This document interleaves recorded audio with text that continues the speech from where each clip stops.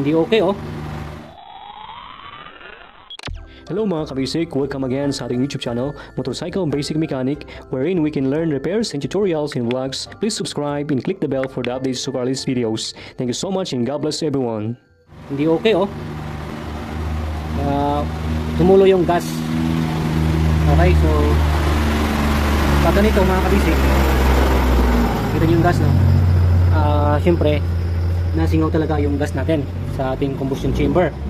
Okay, ganito lang nangyayari minsan pag yung ating motor is hindi natin nagagamit, na-stock natin ng isang araw, dalawang araw, tatlong araw. Ganito talaga mangyayari, especially pag naka-open yung ating intake. You know, sabi ko sa inyo, no? Yeah. Naka-open yung ating intake valve. Kung mapansin nyo yun, naka-open siya. You know, kita nyo yan, yung intake valve natin is open. Yun, yung intake valve natin open, kaya nasingaw doon yung ating gas hanggang dito. Kita nyo yan, yung gas natin. Kaya siyempre, normal lang naman na ganyan ang mangyayari kung yun, naka-open yung intake valve natin, nataon na nag-park tayo, naka-open yan, at saka siyempre, hindi rin nag-close ng tangke natin. Siyempre, pag ipapark mo yung motor mo na matagal, dapat naka-close yung fuel cock niya, yung on-off ng ating tank. Dapat naka-close yan para hindi tuloy-tuloy yung pressure ng gas dito sa ating carburetor. Kasi ito, siyempre, may laman na yan sa ating basin ng carburetor natin. Siyempre, ni-stop naman na yung ating floater valve, ni-stop naman niya para hindi siya mag-leak dito, no? Hindi mag-overflow. Good pa naman yung ating floater valve. Kaya lang, siyempre, yung gas na nandyan, siyempre yung gas dito, siyempre gas yan eh. Nag-evaporate minsan yan, minsan sumisingaw talaga yan, okay? Kaya napupunta dito eh, no? Sumusingaw dyan sa ating intake manifold.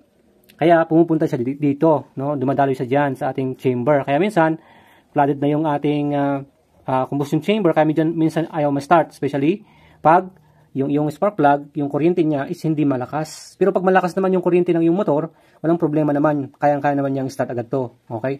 Pero pag nataon yung spark plug mo, medyo matagal na, may sira na rin yung spark plug mo, yun na yung problema.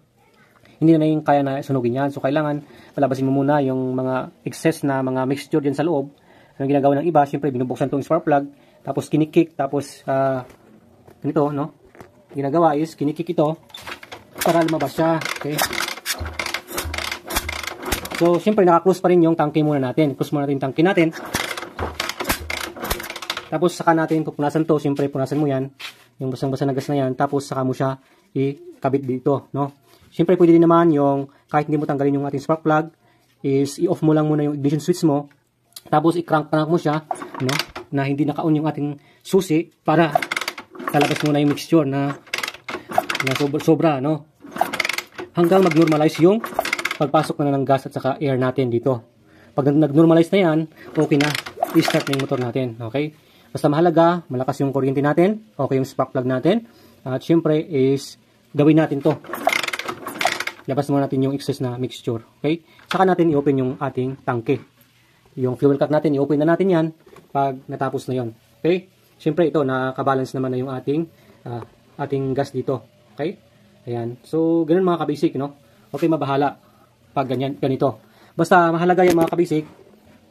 Yung mga iba kasi naniniwala, sabi nila pag ganyan na sabi nila sabi nila oil na yung tumutulo. Hindi siya oil. Siyempre, bakit siya maitim? Kasi yung ganito, yung carbon, halimbawa ganyan, yung sunog, yung carbon na nag-stay dyan, especially dun sa ating piston, no? Yung carbon dyan, siyempre nahahalo or sa wall ng chamber natin, siyempre na yung ating gas, siyempre na i-mix doon.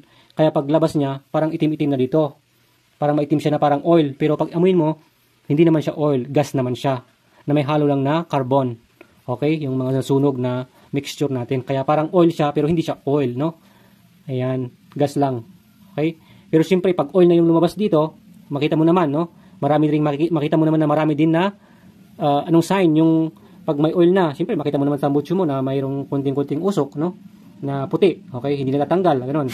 At saka, makita mo naman dito sa kanyang spark plug mismo na dito pa lang is marami may imbak dyan na malaking, daming mga particles or mga namumuo, okay? Na nasunog na oil, yung namumuo na siya.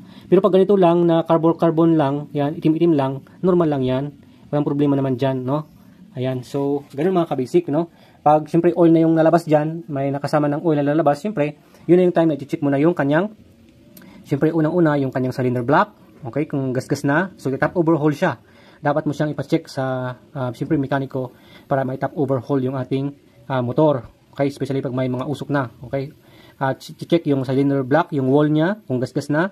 And then, siyempre, yung ating piston, kung gasgas, piston rings, ano pa, yung gasket natin, gaskets natin dito sa, siyempre, top gasket natin. Ito yung mahalaga, yung top gasket natin. At siyempre, yung valve seals, papalitan na rin yun. Siyempre, dapat lang, yung valve seals na papalitan na rin siya. At ganun yung ating mga i-check pag yung ating spark plug ay nadapuan na ng oil. Okay, kung may oil na nakikita ka dyan dito sa spark plug mo. Okay, ito kasi nagamit lang nung, kailan ba yun? Mga 2 araw na kasi ito ay, I think, 2 araw na na-stock, no? Or 1 araw, may git na stock itong ating motor, hindi nagamit. Okay, kaya ganun. Sakto naman na nakaka-open yung intake valve niya. Kaya nag-leak kanina. Pag ganyan, tingnan mo, wala siya, di ba? Hindi mo makita yung intake valve na naka-open. At least pag ganyan, hindi siya masyadong kakalat yung magisingaw yung makapunta yung gas dito sa loob ng combustion chamber. Okay? Pero pag naka-open yon, talagang panyan, papasukin niya yan mga pwede niyang pasukin na space. Okay? So, subukan natin na i-crank at bababa yung ating valve. Makita natin, para makita natin. Ulit. Ayun, yun. Okay, yun. Ito yan, yun. Intake valve yan, naka-open. Okay? Alright. So, tingnan nyo yun sa may part na gilid niya. Carbon yun. Carbon na ipon, kaya siyempre dyan lumalabas yung mixture natin. Kaya yan. Sumisingaw talaga. Kitang-kita naman, oh. Malabas na gas. Okay? Kasi ito hindi naka-close yung tanke niya. So, I hope yun na ng aking share. But I hope na may natutunan tayo. So, syempre, yung mga iba na ulit na siguro natin nasabi, but importante dyan, meron tayong natutunan. So, maraming salamat sa inyong lahat, sa inyong suporta, and please like and follow our Facebook page and share. Alright?